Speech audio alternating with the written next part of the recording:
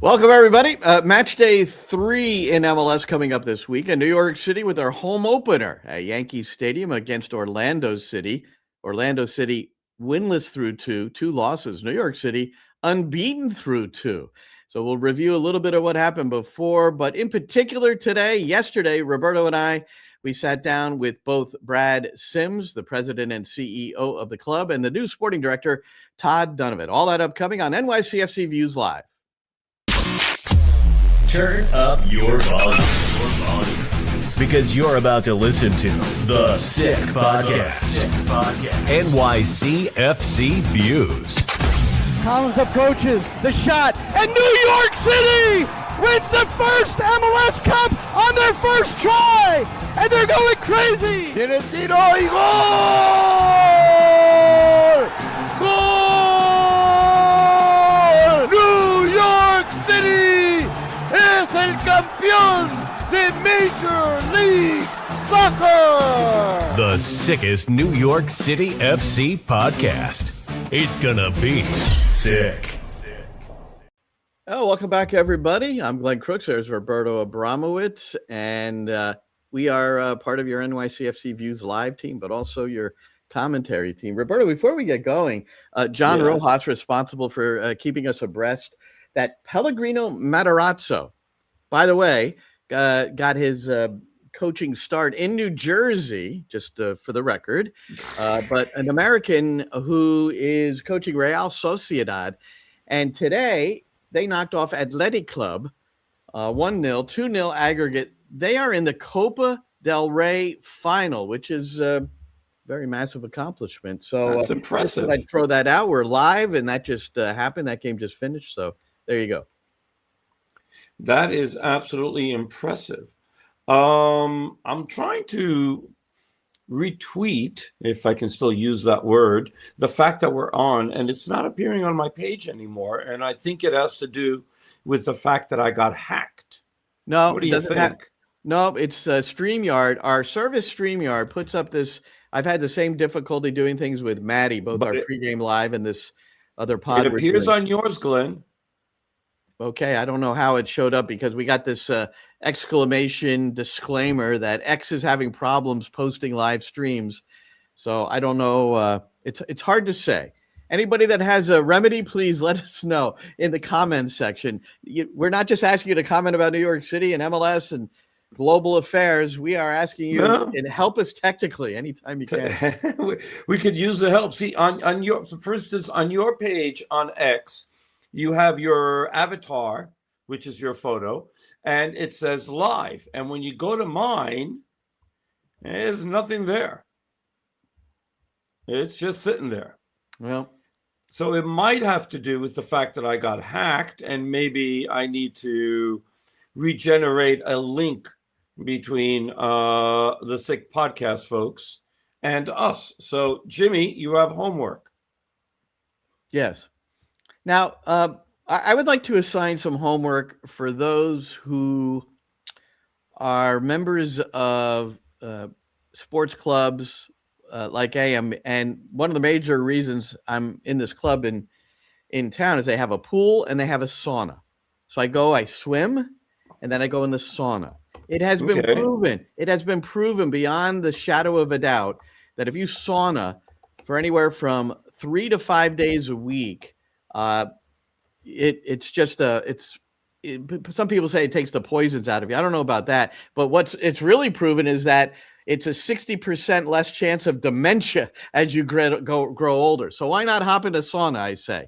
So all right, that's nice. We'll see as the show progresses. The declaration and the learning point here is that if you're in the sauna with a friend and there's other people there, please don't talk and talk incessantly and talk loud, because here's what happens in a sauna, Roberto. And I mean this sincerely. From the book I wrote, ideas for the show, maybe a way to describe another way to describe a corner kick, whatever it is, I come to the realization in the sauna because it's a meditative experience. It really is for me and many others. But how do you write it down?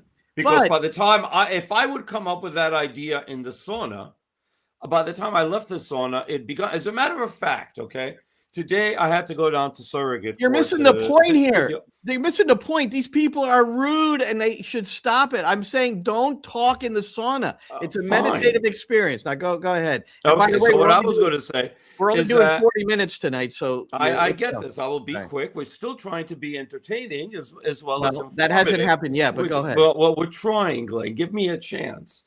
So I met a friend that was on the subway, and he's an excellent photographer, and he wants to start doing a interview podcast on photography. And so he says, I'm really having a hard time coming up with a name and all that. And I said, like, I can come up with the names. And so like 2 stops later, something came into my head and I was like, call it this. And he was like, oh my God, that's freaking brilliant. That's great. That's great. I can't remember what I told him. Well, I told him, write it down because by the time I leave the subway, that will be gone. Well, what I do is I get right out. It's gone. I bring, well, here, I'm very, what's the word? Intentional with this. I have a little book with a pen, and the moment I get out, I actually run to the locker, open it up, and do it. That's what, because you can't really. The sauna is not a place for. I don't exactly. People bring phones in there and they play it loudly. I don't know what is going on. That's wrong. Right, so I'm just. Stop going to saunas in New Jersey. Maybe that's your problem. No, it's just common courtesy. It's almost like saying if you pull out a cigarette in an area, you ask the person, "Do you mind if I smoke?" If they would even say, "Do you mind if we speak?" I might even, out of the fact that they've been so courteous, say, "Yeah, go ahead," But silence in the sauna. That's the mantra. Silence in the sauna. Atletico Madrid is the opponent for Real Sociedad, by the way, in the Copa del Rey final. So this is fantastic news. So we had a nice opportunity, along with many others yesterday, those that cover the team, to sit with both Brad Sims and Todd Donovan. And ours was recorded for audio purposes. So I always think here, and Hudson River Blue put out a really nice piece today on both, where there's a lot of information in there. Yes. And I gleaned a couple of things that were not told to us that I want to share after we play some of these clips. But to hear the people's, I always think, and if you see them all, if you see, hear, and then there's the words, I mean, you have the whole picture. But at least to hear their voice and their inflection and their tone when they're describing some of these things. Because first of all, Brad Sims, he's almost like, he's so excited about everything that's going on. He's almost like a little kid, I mean, this stadium, which he's been through hell and back to help make it happen, along with others. But it's, to see how far they are along in construction, all those drone shots that we see, it's great. It's like it's an authentic size Lego set, basically, that's been gifted to him, and he's putting together. I mean, not physically himself, but he's got people, and he's equally excited, it seems, because he's a businessman. So he's equally excited about all these different things, which we'll talk about after we play a couple of these cuts. Okay, so let's, I have 3 clips. They're extended, Roberto. Both of you and I were there. And then after each clip, we can chat a little bit before the next one goes. So the first one was, and again, this is on the heels of 4 points from a possible 6 in their first 2 games, both on the road. They continue to do so well on the road. But starting off with the stadium with Brad Sims and the desire to kick off in the summer of 27 when the MLS schedule and calendar changes. So here he is addressing that with some other particulars. They're in hurry up mode. Like, there's no doubt they're stressed and in hurry up mode in Miami to be ready for early April. And, what does that look like? Hurry up mode. Yeah. Well, I mean, I feel for them, I feel for them. And I think that, but you're going to hurry up mode, but at least, April in Miami, weather's probably going to be pretty decent too. Yeah, so at least you don't have that going against you. I think for us, once we if we were still on a calendar year, we would be, if the 27 season was like the 26 season calendar year, we would be just like that. We would have started on the road, 4, 5, 6 games, and then been able to play, and that would have been, and we would have been able to fulfill a whole season. Once you get into the change, and I think the potential for the alignment, it's just like, it's almost like the stars aligning, right? It's like you got a new competition format, you got a new calendar. It's MLS 3.0, and it's like it's a kind of the new era for the MLS, and there's a new era for New York City FC. Everything aligns perfectly, gives us more time to make sure that everything is going to be perfect, and you can do test events and not be stressed about it. You have time to like make changes and alterations to things that Miami won't have time to. Like, you'll have punch list items, you'll have things like that. We'll be able to address all of those things, and we'll be able to do a couple different test events, different types of events, and we'll be able to open up and plan properly. I think that's something great. And then the last piece about it is, like, personally, from my standpoint, I love the idea of giving a proper send off to our current homes. I think that the farewell games at Citi Field and Yankee Stadium, and especially Yankee Stadium, our longtime home, I think will be a great moment, and we'll be able to plan appropriately for that event. We'll be able to plan appropriately for the opening day of the 27-28 season at Etihad Park, and for all those reasons, it just made a ton of sense. We are looking at a number of different scenarios. I'd say anywhere from 3 to 5 test events, and we're looking at those being in, say, April and early May of 2027, ideally. Hopefully we don't have a winter next winter like we've had this winter, but assuming we can continue to stay on schedule, which right now we're like exactly 100% on schedule from where we had always planned on being at this point. Looking at probably April, May for these test events, you do a first test event with either 0 people in the stadium. Some people call it the Great Flush, if you guys have heard of this, like where like, oh yeah. So every by the way, every stadium and arena does this. Like, you get either volunteers, staff, whatever, and everyone in every toilet simultaneously. And on the count of 3 or whatever, you do a countdown, and you flush all the toilets simultaneously to make sure that the plumbing can handle everything. Like, that. It's called the Great Flush. Like, every stadium. You going to be involved with that? Of course. All right. Yeah, definitely. I hope to be. Yeah, why wouldn't I? It's another milestone. Put it on my resume. All right. Well, the Great Flush. Well, a lot of stuff there, but the comparison to Miami is interesting, and that's part of his joy, is the fact that they're going to be able to get rid of some of the snags that might develop. You're always going to have something that you learn from those initial experiences, and Miami will have to adjust along the way during the season while New York City gets to prepare. Exactly. And I mean, it costs them extra money, mind you, because they got to play. So what is it? 7 games at Yankee Stadium and Citi Field that they were hoping not to have to play at $1 million a shot or somewhere in that vicinity. So, but at the end of the day, when you start looking at all the money invested and everything else, it's going to come out in the wash, because New York City will start making some money with their stadium, especially since he also told us that he expects every game to be sold out. Yep. And with some other items adding to the revenue stream even before it kicks off in the 27 summer season, when it changes. And that's some of those things come out in this next clip. This is Brad Sims yesterday, our exclusive, Roberto and myself, sitting down with him in the New York City offices overlooking mid-Manhattan.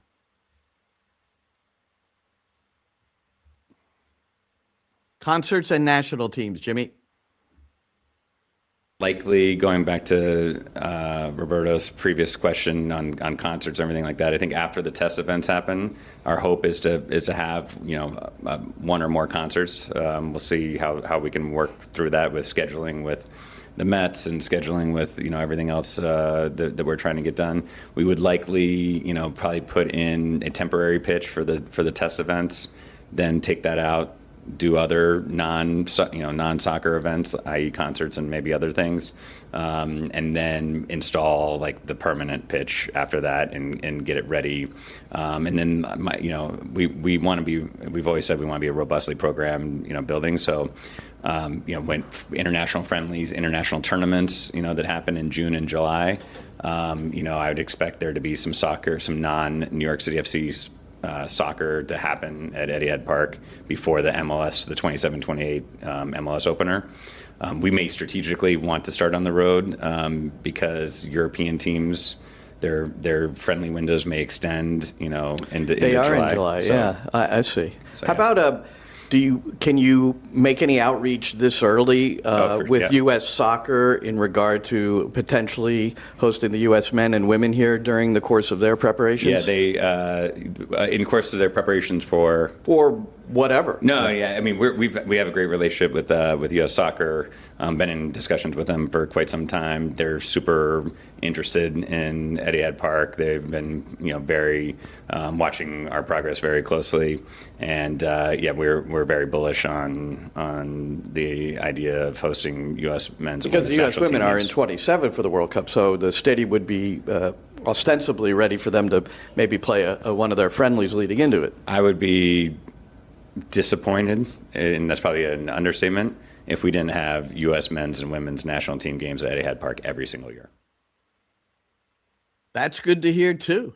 Yeah. That's good to hear, too. There was a question, a comment regarding someone a little perturbed that the first people in the building, going back to the Great Flush, was not going to be supporters. But that when he talked about 3,000 to 5,000, doing that test, the example he gave, and I'm pretty sure this is probably what they'll do, was like an open training session. I'm sure they'll have some special things around that. So 3,000 or 5,000 will be invited in. Maybe they're season ticket holders. I'm not sure, but the supporters will have some play in here during this preliminary stage of opening the stadium. 100%. And then he also mentioned that they wanted to test out the kitchen. So they may have like an event just in the suites alone with nothing going on the field. Yeah. And they'll be able to test out the kitchen. And hopefully you and I are invited. That's what I would like. So trial events, April and May of 2027. And then the concerts, which, I put the vote in for Bruce. Apparently, they have a lot of people reaching out to them to use the facility already. However, for the concerts, Brad explained, you have to decide who you want, and then you have to attack. So I don't think they've quite reached that stage yet. And now, just one sporting thing that we got into with Brad, and I believe you were the one who asked the question, but one of his quotes was, the team needs that for a reinforcement. And the thing he was talking about was the attacking options, in particular, the number 9. So here's the last clip with Brad. I don't know if this is the best question for you or for you and Todd. I'm sure you both all talk about this all the time, but obviously New York City was looking for a striker.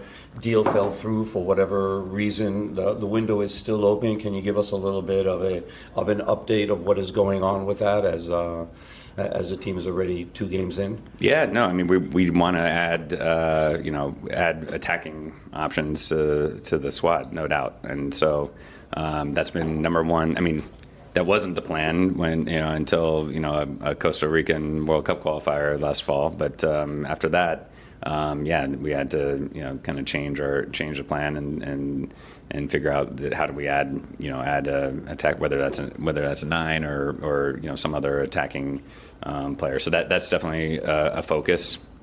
We've been, and as kind of the number one focus coming into this transfer window. We still have time, and the team is hard at work on identifying the next prospect. There's been many in the process, not maybe one that was out there publicly and didn't work out. Deals fall through. All stuff like that happens literally every single window. And this one got maybe more press than others in the past, but these kind of deals happen. Sometimes they work out and sometimes they don't. But we're doing everything we can to add a, attacking depth to the team and an impact player for sure. From a budget standpoint, so just if you were to add a DP number 9, you'd have to buy down one of the other 3, and I don't know all the machinations there. There's been discussion about Thiago Martins. Then saw something recently that maybe there's some clause where you can't buy him down at the moment. Maybe you can clarify that. We could add a DP now, no problem, and there's no issues whatsoever adding a DP to the roster. All right, well, that's good news. Because there was a question out there. I can't even. Now you got to find one. Well, apparently there's a long list. Todd Donovan. We'll get into that a little bit when we bring him in. In the Hudson River Blue piece, just a couple of things that I don't think were mentioned in our chat, Roberto. To me, it was the first public admission that Fox, in the nationally televised games, New York City's like not on, maybe one. And Fox is doing a bunch of games. And Brad said that they have no interest in games at Yankee Stadium or Citi Field, so it's never going to happen. So I think we always assume unless that. they're on the road, Unless New York City's on the road, You're right. So that's why apparently that's what Brad and the club are doing is like, well, look, get us on the road, man. You don't have to come to Citi Field or Yankee Stadium. So that obviously will be solved at Etihad Park. But boy, the broadcasters they don't like it, obviously, because we're used to it, sitting behind home plate and broadcasting the games. But from a camera angle standpoint, from a technician standpoint, from the cost standpoint, we heard all kinds of things from the TV side in the past why nobody was showing. Hey, Glenn, I'm having a really hard time hearing you, and I don't know if that's me or everybody. But all of a sudden, I mean, you were just you froze, and I couldn't hear anything, and it keeps on coming in and out. I don't know if that's you or me. He says I'm okay. Is that Jimmy Lamb, our producer, says you're okay on my end? Does that mean me, Jimmy? So you're hearing me okay? Because we may need. Now I hear you fine.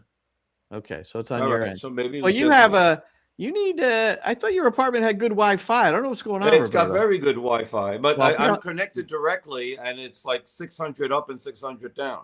Well, I don't care if it's up or down 9,000. You have more problems than I do. No, I don't. You have to disconnect every show. Don't tell me this.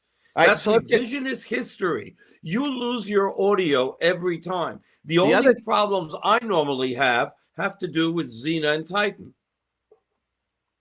Good. So we'll get into the mythology on a future podcast. Well, there we are. There was that. Yeah, so that was Brad Sims yesterday in the office, and you could see it was a cloudy day, kind of a misty, cloudy day. It was raining, actually, and so the view from the 30th floor in their building was not as massively incredible as it normally is. But we're fortunate to be able to join them and have a chat with Brad. So we also spoke to Todd. Todd Donovan is the new sporting director, Roberto. And I thought it was important that we start with Todd as a player. And then also one of his first gigs outside of playing was the San Francisco Deltas. So I think both of those are covered. He won 5 MLS Cups as a player, which is second only to Landon Donovan. That's really remarkable. One was San Jose in his rookie year in 2003, and the rest with the LA Galaxy. So, and as he said, now he wants to be able to tie him and pass him, obviously, as a sporting director for New York City FC. That's right. We will count these. We'll just keep adding them up onto his salary. All right, so here's Todd Donovan, the players he was, and the Deltas. 0 in aggregate with 60 minutes to go and found a way back. So that's an all-timer. That's why it must have made the classic part of the channel there, I guess. For sure. And the quality, though, of the feed, though, you look at it and you're like, we were playing in the Ice Age back then, but no. It was And great. on the stadium, Good memories. that was the Clash Stadium, or the Earthquake Stadium, about Spartan 65, Stadium, yeah. 65 yards wide, something like that. Yes, with the cement wall right up against the field. So, but unique venue, one of the classics in the league. And then you had 4 more championships with the Galaxy. So I'm sure you're aware, but only one other player in the history of MLS has more cup titles than you individually, and that's Donovan. So you played a few games with him. He rode my coattails for years, but it's okay. I don't blame him for that. And he did play a couple extra years than me, but I'm coming after him now. So we're gonna add to that tally here in New York. I do want to ask you one more thing as a player, and as I looked into your rookie year in particular, you had a great season. It said you played every minute of the 30 regular season games, but in the playoffs, that one game I watched, you were on the bench. And so what happened in between the end of the regular season and the playoffs? Yeah, so I did. I played all but 12 minutes, I think, of the regular season, and that wasn't always by design. I came in, and Eddie Robinson got hurt in preseason. So that was sort of my opening. That was my end, and kind of never looked back. Scored my first game. Thought that was really easy, but it turns out it's not as easy as that. But no, it was just an awesome team to be part of. I mean, we had, our front line was Landon Donovan, Brian Ching were the starters. Dwayne DeRosario was coming off the bench, who has 4 MLS Cups. And what I say about that team actually is that that is the team of champions. You look at that list, if you're talking about the all-time list of most cups, also with 5, Jeff Agus, who was on that team as a center back, Brian Mullen, 5 championships, right midfielder. Landon was 6, DeRosario 4, Onstad I think has maybe 3 or 4. On and on and on. I mean, it was a team of very successful players, and we figured out a way to get it done. I want to ask you about what you learned there and what you can apply here. But before that, you played 2 games for the U.S. national team, as far as I can find out. In your first game, you had an assist, and then 2 assists. Okay, fine. So you had 2 assists. Then you only played 1 more game. What happened? Why weren't you called back, in your estimation? I was called back, and I got a fax that day. So that was 2006. You were still getting faxes, and we got a fax into the Home Depot Center. I was called back into our next game. I think it was against Germany in Europe. It was primarily a European-based squad. And on that very same day, I tore my quad, that kept me out for 3 months. So that was leading into the 2006 World Cup. I was part of a couple camps after that, but never caught on with Bob Bradley's team, and that was it. But those 2 games against Norway and Japan, great memories, no regrets. As fit as I've ever been was probably, what was going on there. But I also, I think our periodization probably had left something to be desired. My body had enough. So it was great. Fun memories, and still have the ball that everybody signed for getting your first cap. I just briefly want to touch on the San Francisco Deltas because of the extraordinary circumstance there. You came from Sac Republic, where they got to the U.S. Open Cup final. For a USL team, that hadn't happened in a long time within your reign there. But the Deltas were this one-year team, and with Mark Dos Santos, who's now the LAFC coach.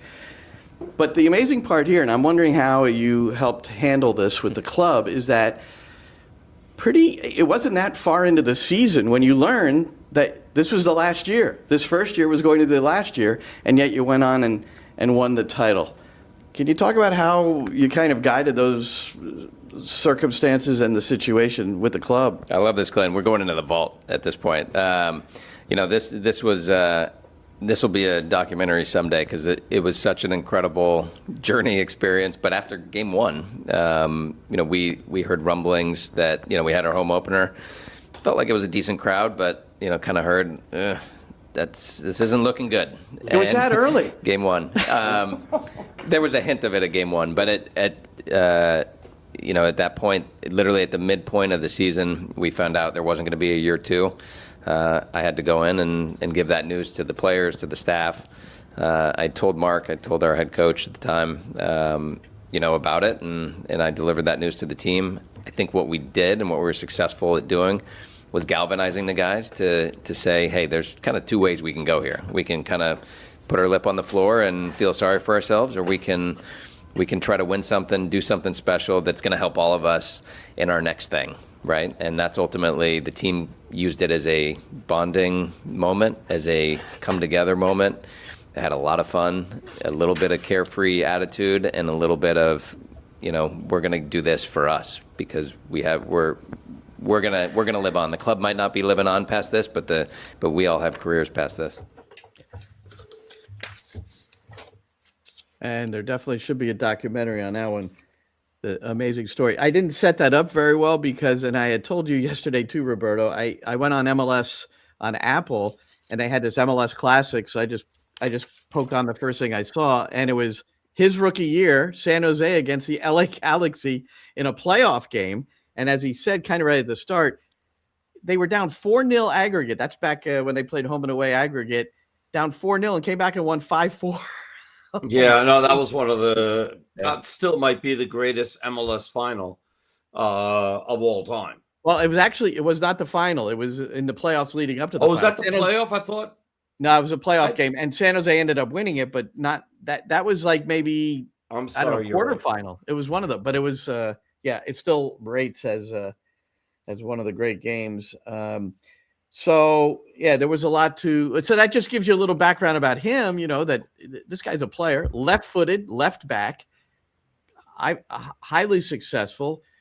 Injuries probably curtailed his opportunities maybe to do a little bit more, and that's happened to a lot of players over the years. And then the experience with the San Francisco Deltas, and then his most recent job, Sacramento, where they made the U.S. Open Cup final, and no USL team does that anymore. And no, but here's what I came away with most. Okay, first of all, he's really easy to talk to. Okay, I mean, he's very engaging, looks at you, talks to you straight, not down or anything like that. It was just really a nice conversation, open conversation. There seemed to be a trust level both ways, and that was really nice. That came across, and it was it was open. It was fun. So there's that. But more importantly than that, he follows the same model that, and this is something that he did before he got to New York City, which made him the perfect fit for New York City, that he values the same things that David Lee valued, and I guess CFG values, and everybody, in the team values of how to build a team, what makes a roster right, what type of player to bring in, all those things that are really key, that have a positive locker room where everybody's pulling for everybody else. And I think that's great because the model works. It's worked very well for New York City. I mean, yes, they won only one championship, but I mean, in the last 5 years, there's nobody who's done better in the playoffs than them. Let's go to the next one where the question was, why did he think he was selected for this job? He's not a City Football Group guy. Came in kind of from the outside looking in, but there was a relationship there, as you'll learn through this clip.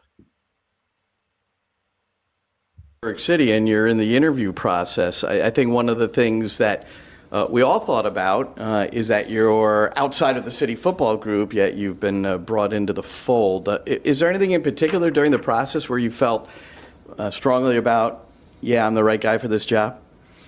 I think as we got into it, as conversation started with Brad Sims, and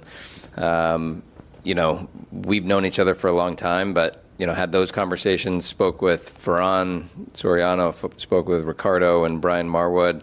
The conversations just kind of went well, and there was a lot of alignment. There was a lot of synergies, I think, with what we'd experienced in Sacramento in terms of a stadium. And, that journey being over a decade long, and just being part of that. So there was a real synergy, I think, in some of the journey that I've been on, that I identify with, but also a lot of the characteristics of what this role entails. And ultimately, it's about people. It's about, there's a humility within City Football Group that I think most people would be surprised about, being at the top of the world football pyramid, City Football Group is full of people that are humble. This club is full of people that are humble, and that's something that I certainly wanted to be part of. Yeah, I think leadership was a big thing. It's something that I've had a journey on throughout my whole life as a player, in the collective bargaining agreements with the league, sitting across from ownership, from the commissioner, doing those things to push the league forward.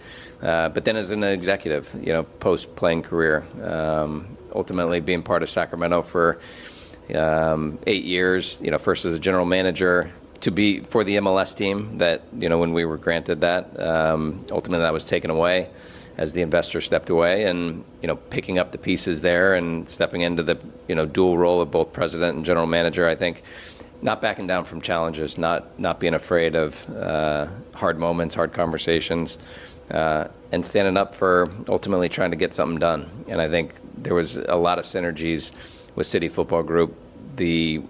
What's happened over the last 20 or so years with them is just incredible. It's one of the great stories, I think, in the game, and you'd be crazy not to want to be part of that. Resiliency is the word that comes to mind with you. If you start with the Deltas and then go from there, and the experience of the stadium falling through, and got that off the ground, but then no MLS, and I don't know, is resiliency the word? That's what comes to mind with your descriptions there. Yeah, I mean, we use the word indomitable in Sacramento, and the idea is that, for me, it's about getting your opportunity. It's taking it and seeing challenges as something to overcome, as opposed to stop you. And I think being in pro sports, you're going to have challenges on a daily basis. In this role, you're going to have challenges. As a player, you're going to have challenges. It's about overcoming that and finding a way and still figuring out how to get the job done when things are hard, because they are almost always hard. There is no easy, smooth path. Even when we get our new stadium, it's not like, okay, now everything's easy and everyone's going to roll over for us. Quite the opposite. They're going to want to come in and show that they're better than us. So always pushing yourself, always trying to have that edge, that chip on your shoulder, forgetting about yesterday, not thinking about tomorrow, and just being present ultimately on what you're trying to accomplish. All right, I like that, being present. And so you get a good feel for the guy as he accepted the job here with the New York City Football Club. And then the final thing was, of course, as we asked Brad, the number 9, the striker. So here he is. The best meritocracy out there. And the cream always rises, and you have to elbow your way through sometimes, and you need characters that do that. When you talk about DPs, I think of Nico Mercado, and the example that he sets, the tone that he sets for our team, with the work ethic, the work rate, his attitude to never stop, never complain. I mean, it is unbelievable, and exactly what you want out of your best player. I mean, you want those players to set that tone, because everyone else now, if he's doing it, well, they better do it, right? And that's the type of tone you want. And right now he's playing the 9.5, as Pascal puts it, the striker or second striker, the number 9. Do you care to percentage it out or predict whether what window that you think you might grasp onto the guy that you want? Would it be now, or is it something that you think might have to wait till the summer? Yeah, we don't want to have to wait. I mean, if we have to, we have to, but we want somebody. We've been trying to get the right player in, and we're going to be patient if we need to be.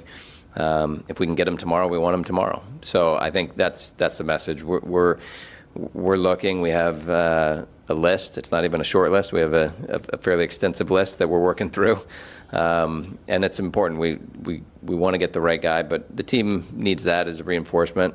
We have guys that are stepping up to fill that role. Nico's one of them. Talis has done it throughout preseason and into the season, and then you have Seymour Reed too. So we have guys that can play there, but we want to add to the team, and it's important that we do that. All right, so the number 9 is is covered, and we just don't know, Roberto. I mean, the more you listen, the more it seems like they might wait because it's going to be tougher to maybe get the right fit now. But what are there? There's about 3 weeks left in this window, so it could happen, of course. Yeah, David Lee used to talk to us about that and say that in the January window, it's just so much harder to be able to find anybody because either teams are, fighting for, championships, Champions League, Europa League, or not being relegated. They're very, especially in number 9, they're not going to get away. They're not going to give away a number 9. Now, you may find somebody who's, at the end of his contract. So at the end of the season, and that becomes easier to be able to find. But so it's easier to get these players in January, rather in June or July or August or whenever the window is. What you're describing is you end up having to overspend. Like if you're gonna pry our striker away and we're fighting, for promotion, you're gonna have to pay us twice of what you might normally. So and that's all the GMs have said that. That's why this change of the calendar is going to work to their benefit. So these two interviews will be heard in their entirety, putting it up on the podcast I have called On Frame. I'll put it out on social media too. I'm not sure if they've been loaded yet. The request is in, and when they are loaded, I'll make sure that everybody and Roberto knows about it so that we can put it out there for you to hear those interviews in their entirety. Well, that's just about going to do it for us. So we wanted to spend time on these two conversations with the two of the leaders of the club who, Stadium is in some ways front and center because it's not far off the mark, and you really kind of want to know what's going on before they really open it. So we learned a little there, and then the focus on the sporting side for who will be in next. It's only been Kai Truin so far, and he looks like a good one. One. So we'll get a chance to see him a little bit more. Will he be in the 11? He was once. He wasn't the second game, but he came on and put in some valuable minutes in that Philadelphia victory. So airtime for both Roberto and I, Roberto on the Spanish side, myself on the English side, will be 2:15 p.m. Eastern. It's a bit of a matinee on Saturday at Yankee Stadium. Matty Lawrence and I will be on at 1:30 with our NYCFC pregame live. Anything else you want to say, Roberto? That's it. Listen in. We'll be on the radio, and no better way than to listen to your hometown broadcasters. I agree, and you know how we both feel about the radio. And if you happen to be not at the game and watching on Apple for the home games, there is a drop-down app to the lower right of your screen where you can listen to Matty and I on the English hometown commentary. All right. Thank you so much, everybody, for joining us. We are on each week, and this show is also stored in the archive, so you can listen back at any time. So for Roberto, I'm Glenn. Thanks to Jimmy. It's NYCFC Views Live. And that's a wrap. Hope you don't miss us too much until next time. Follow the Sick Podcast NYCFC Views on YouTube, Instagram, Facebook, Google Play, and Apple Podcasts.